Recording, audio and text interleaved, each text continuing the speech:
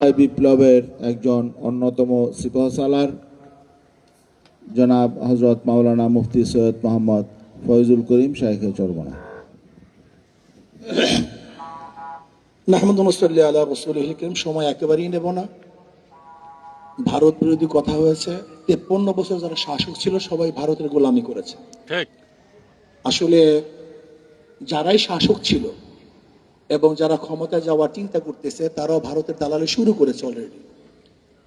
আর বাংলাদেশের 53 বছর যারা ক্ষমতায় ছিল তারা কেউ এই জনগণের আশা এবং আকাঙ্ক্ষার পুনরাবৃত্তি ঘটাতে পারেনি। আমি আজকে গোল টেবিল বৈঠক থেকে শুধু একটা প্রস্তাব দিতে চাই যে শিক্ষার মধ্যে এমন কোনো জায়গা নাই যেখানে ধ্বংস করা হয়নি। এখন যদি বলেন যে আপনি ইসলামী শিক্ষা সেখানে দিবেন, মধুর সাথে যদি আপনি বিষ মিশ্রণ করেন সেই মধুতে কোনো কাজ হবে না। শুধু ইসলামী শিক্ষা দিলেই হবে না, বরং এই শিক্ষা যা সাজানো হয়েছে এর কোন অংশ আপনি বাদ দিবেন, কয়লার কোন অংশ আপনি কালো, যদি প্রশ্ন করেন যে তেঁতুলের কোন অংশ চুকা, মিষ্টির কোন অংশ মিষ্টি, এই প্রশ্নের জবাব যেমন সমাংশ এই বিগত দিনের যে শিক্ষা কারিকুলাম সাজানো হয়েছে এর প্রত্যেকটা বই বাদ দিতে হবে, নতুন ভাবে বই সাজাতে হবে, নয়তো আন্দোলন ব্যর্থ হবে। আর একটা কথা হলো এই ইসলামী আন্দোলন বাংলাদেশ 5ই জুলাই বৈষম্য বিরুদ্ধে আন্দোলনের 5ই জুলাই থেকে শুরু করেছে। 4 আগস্ট শাহবাগে আমি বলেছিলাম বিকালে যে আগামী 5 তারিখ জনগণের গণভবন জনগণ দখল করবে।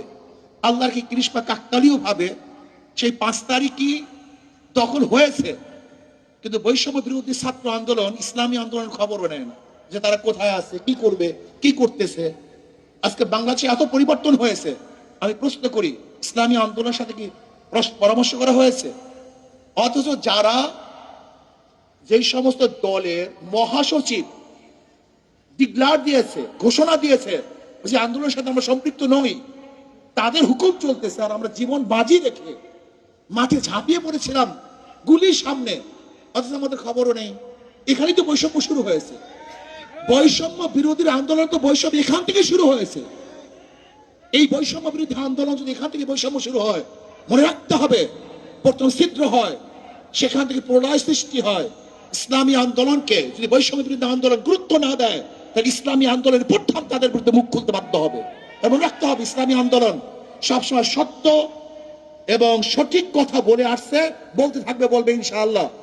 আমরা জীবন বাজি রেখে ঝাঁপিয়ে পড়েছিলাম ইসলামী আন্দোলন বাংলাদেশ দলীয় ভাবে এককভাবে বাংলাদেশের অন্য কোনো দল ব্যানার নিয়ে, এবং আমাদের পর্যায়ে কোনো লিডার এই বৈষম্য বিরোধী আন্দোলন অংশগ্রহণ করে নাই। ইসলামী আন্দোলন বাংলাদেশ আমাদের পর্যায়ে লিডার জীবনের বাজি রেখে বৈষম্য বিরোধী আন্দোলন সাকসেস করেছি। অথচ দেখা যায় ইসলামী আন্দোলন বাংলাদেশের খবরই নেয় না, এরা আসি কি তা জানাও যায় না। যারা নিজেদের নাম ব্যক্ত করতে লজ্জা পেয়েছে, ব্যক্ত করে নেই, তাদেরকে গুরুত্ব দেন আর বৈষম্য বিরোধী আন্দোলনের বৈষম্য বিরোধী কথা বলবেন, এটা হয় না। আসেন শিক্ষা সংস্কৃতি করি, এদেশকে সংস্কৃতি আল্লাহ আমাদের সবাইকে কবুল করে নেন।